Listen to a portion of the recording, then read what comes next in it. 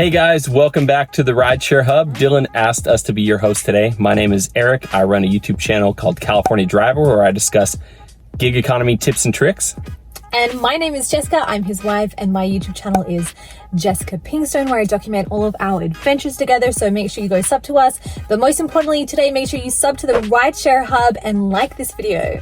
Today, we want to discuss with you the science of doing Doordash on 2 phones. This is a highly requested video. As a disclaimer, yes, I have done this by myself on countless occasions, and I have seen and spoke to dozens of other dashers who operate on 2 phones by themselves, but I have to suggest that you only do this if you're riding with the second person in the car. I would never want to jeopardize someone's Doordash account.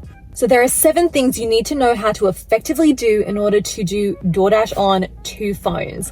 As of August 2020, the max number of dashes you can get at one time on one phone is 2. So that means if you're working off of 2 phones, the total number of orders you can get at the same time is 4.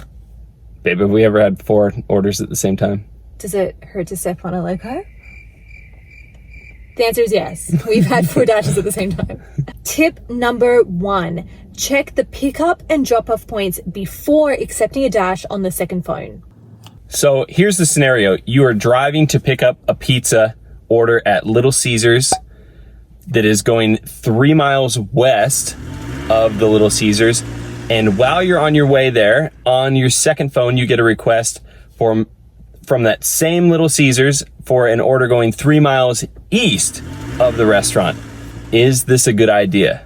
Obviously, this is a really cut and dry scenario. Not everything is this black and white when you get requests. Sometimes it'll be 2 to 3 miles in the opposite direction for $10 to $12. You just really have to consider the mileage, the pay, and whether you can deliver on time. In downtown Los Angeles, which is likely different to where you dash, we like to stick to a rule of $2 for every mile, and that includes backtracking mileage. So here's the scenario. You get a $7 order from Little Caesars going 3 miles west. On the second phone, you get a $5.50 order from that same Little Caesars going 4 miles northwest. Do we take that second order? Is that a good idea?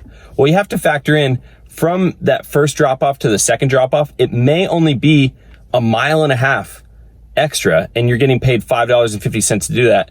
So in this case, it might be a good idea. You just have to factor in how much you're getting paid, what's the delivery distance from each drop-off, and can you make it on time? This is going to take some practice, but once you learn your area, you can gauge how much time and distance you'll be adding.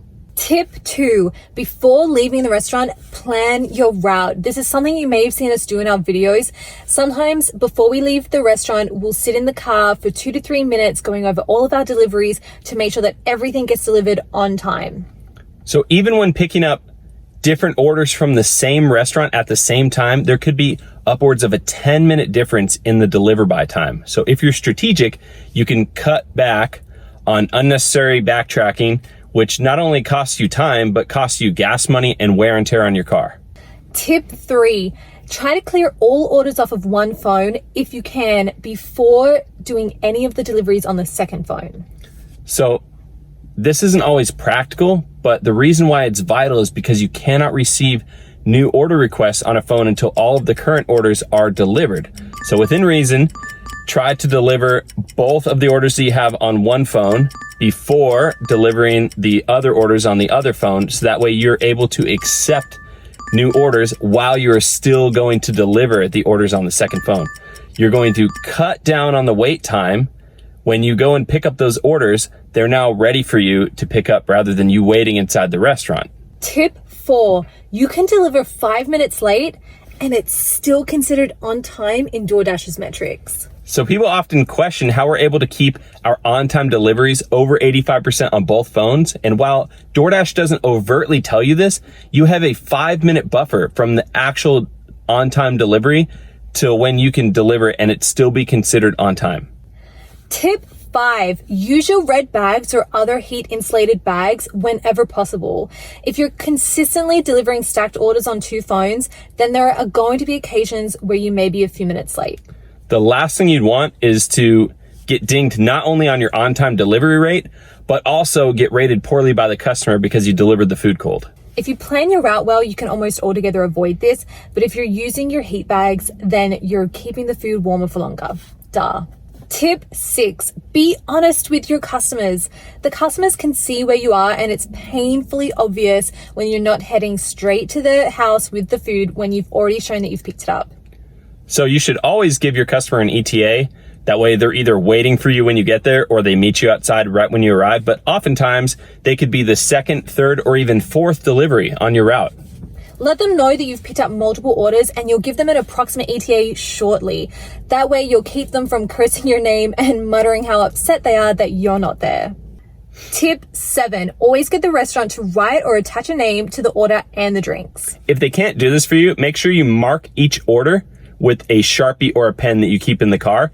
This will help you keep track of everyone's food, and to our knowledge, we've never delivered the wrong order. Guys, if you like this video, make sure to give it a huge thumbs up. If you're not already subscribed, go ahead and subscribe to the Rideshare Hub. Dylan, thank you so much for having us on the channel. If you want to stay up to date on our adventures, go ahead and subscribe to my channel, California Driver. And my channel, Jessica Pinkstone. Keep hustling and have a great day.